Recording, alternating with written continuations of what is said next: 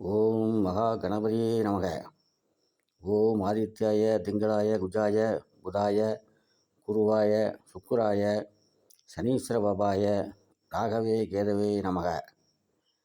நண்பர்கள் அனைவருக்கும் வணக்கம். அனைவரும் நலமாக இருப்பீர்கள். நான் திருநெல்வேலி ஜோதிடர் எஸ் மணியன் பேசுகின்றேன். எனது ஜோதிட ஆசானும் எனது தந்தையுமாகிய கோவில்பட்டி திரு கே சங்கரன் பிள்ளை அவர்களையும் எனது ஜோதிட மானசீக குரு ஜோதிட மாமேதை ஜோதிட கலையரசு ஐயா ஆதித்ய குருஜி அவர்களையும் வணங்கிக் கொள்கிறேன்.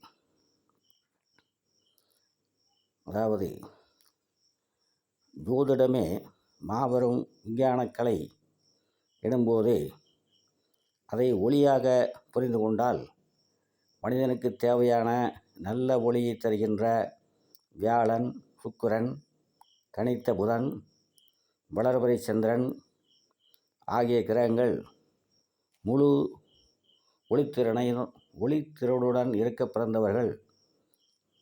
பிறந்த ஒருவர் அவருக்கு தேவையான அனைத்தும் கிடைக்கப்பெற்று பேரோடும் புகழோடும் வாழ்வார்.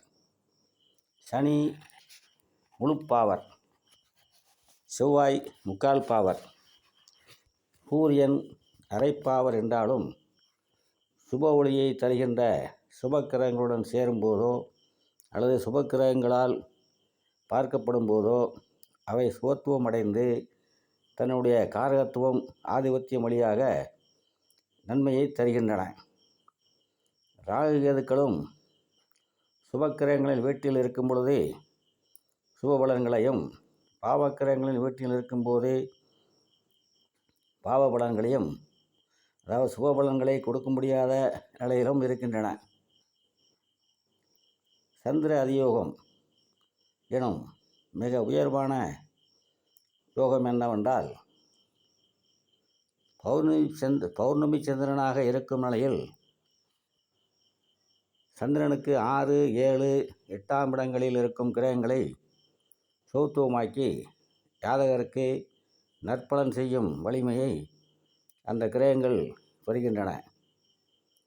இந்த மாதிரி ஜாதக அமைப்புள்ள ஒருவர் சாதாரண குடும்பத்தில் பிறந்தாலும் தன்னுடைய உழைப்பால் சொந்த வீடு, கார், நல்ல மனைவி, மக்களுடன் இருப்பதை நான் பார்த்திருக்கிறேன். ஒரு ஜாதகம் பார்த்தவுடன்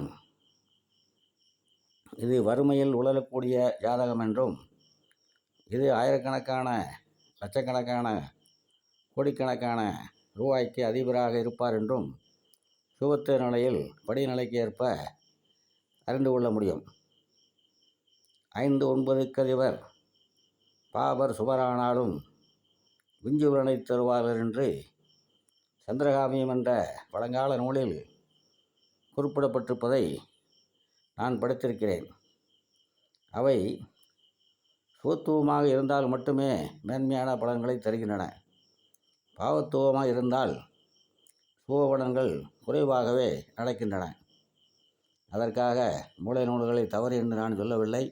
அதே நூல்களில் பிற்பகுதியில் கிரகங்கள் பகை நீசம் பெற்றாலோ அந்த கிரகங்கள் நல்ல பலன்களை தருவதில்லை என்று அதே நூலில் வேறொரு இடத்தில் சொல்லப்பட்டிருக்கின்றன. மீனம் லக்கணமாகி நீசம் என்பது ஒரு பாவத்துவம்தான். அடுத்ததாக மீனம் லக்கணமாகி 5 கூடிய தேய்பிரச்சந்திரன் 9ஆம் இடமாகிய விருட்சத்தில் நீசமாகி தசை நடக்கும்போது அந்த ஜாதகருக்கு தேவையானவை மட்டும் கிடைக்கச் செய்கின்றன தவிர பிரபலமான யோகத்தை தரவில்லை என்பதே உண்மை.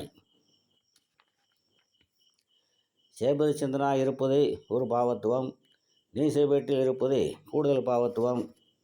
ஆகையால் 5, 9 அதிபர் பாபர் சுபரானாலும் விஞ்சுபலனை தருவார்கள் என்பதை சொன்ன பழைய நூல்களில் பகை நேசம் பெற்ற கிரகங்கள் வலு இழந்திருந்தால் நல்ல பலன்களை செய்ய மாட்டார் என்றும் சொல்லப்பட்டிருக்கிறது. ஆக 5, 9ற்கு அதிபர்கள் அவர்கள் நல்ல ஒளித்திறனுடன் சாணபலத்துடன் இருந்தால் மட்டுமே நல்ல ஒரு அதிர்ஷ்ட பலங்களை தருவார்கள். இந்த சந்திர திசை சாதகருக்கு சிறப்பான பலன்களை கொடுக்க வேண்டுமெனில் சந்திரனுடைய செவ்வாய் இருந்தாலோ அல்லது வியாழன் உடன் இருந்தாலோ அல்லது வியாழன் பார்த்தாலோ மிகச்சிறப்பான பலன்களை செய்யும். அதாவது தேய்பிறை சந்திரனை நீச சந்திரனை செவ்வாய் உடன் இருந்தால் அது நீச பங்கமாகிவிடும். வியாழன் பார்த்தாலோ வியாழன் உடன் இருந்தாலோ அவை சுகத்துவப்படுத்தப்பட்டு மிக ராஜயோக பலன்களை அள்ளி வழங்கும். இதுவே சுபத்துவம் என்று சொல்லப்படுகிறது. அந்த கால புஸ்தகங்களே சுப பார்வை சுப சேர்க்கை என்று சொல்லியிருக்கப்படும். இப்பொழுது சுபத்துவம் என்ற வார்த்தை பயன்படுத்தப்படுகிறது. அவ்வளோதான் இதில் உள்ள வித்தியாசம். அடுத்தது செவ்வாய் தோஷம். செவ்வாய் தோஷம் என்ன செய்யும்? ஜாதகத்தில் லக்கணத்திற்கோ சந்திரனுக்கோ சுக்கிரனுக்கோ இதில் 3 விதமாக பார்க்க வேண்டும். லக்கணத்திற்கும் சந்திரனுக்கும் சுக்கிரனுக்கும் 2, 4, 7, 8, 12 செவ்வாய் இருந்தால் செவ்வாய் தோஷம் எனப்படுகிறது. இருந்தாலும் அதில் சில விதிவிலக்குகளும் உள்ளன. செவ்வாய் ஆட்சி உச்சம் பெற்றாலே செவ்வாய் தோஷம் இல்லை என்பதை ஏற்க முடியாது. ஏனென்றால் பாவக்கிரகம் வலுத்தால் பாவ பலனைத்தானே செய்வார். ஆகையால் செவ்வாய் ஆட்சி உச்ச நிலைகளில் இருந்தாலும் குரு சுக்கிர தொடர்பு, வளர்வர சந்திரன் தொடர்பு அல்லது பார்வை இருந்தால் மட்டுமே செவ்வாய் தோஷம் இல்லை என்று கூறலாம். செவ்வாய் லக்னாதிபதியாகவே ஆதிபத்திய சுபராக இருந்தாலும் 2, 4, 7, 8, 12 ஆட்சி உச்சமாக இருந்தாலும் செவ்வாய் தோஷம்தான். இப்படி இருக்கும் பொழுது சனி ராகுகதுக்கள் 2, 4, 7, 8, 12 ஏதேனும் ஒன்றில் இருப்பாரேயானால் முழுமையாக அந்த பாவம் கெட்டு தாமத திருமணம் என்ற அமைப்பை ஏற்படுத்தும். பெண்ணாக இருந்தால் 30 வயதுக்கு மேலும், ஆணாக இருந்தால் 35 வயதுக்கு மேலும் திருமணமாகும். ஒரு ஜாதகத்தில் செவ்வாய் 8ல் இருந்தால் அந்த பெண் விதவையாவாள் என்பதிலும் உண்மையில்லை.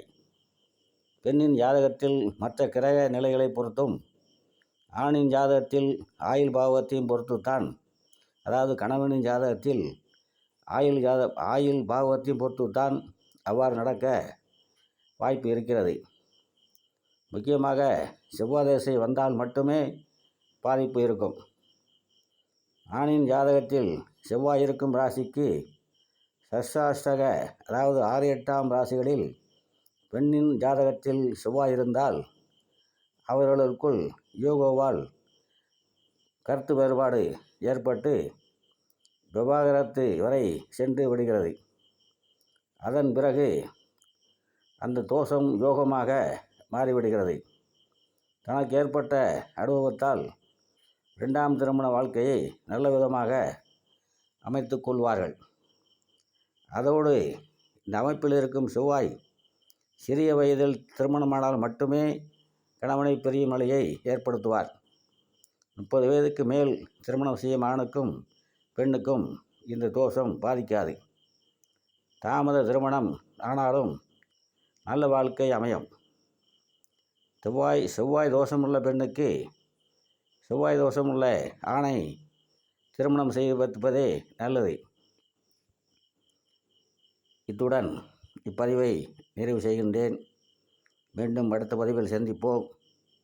எனது பதிவை பிடித்திருப்பவர்கள் லைக் செய்யவும், நண்பர்களுக்கு ஷேர் செய்யவும், சப்ஸ்கிரைப் செய்யாதவர்கள் சப்ஸ்கிரைப் செய்யுமாறும் அன்போடு கேட்டுக்கொள்கிறேன்.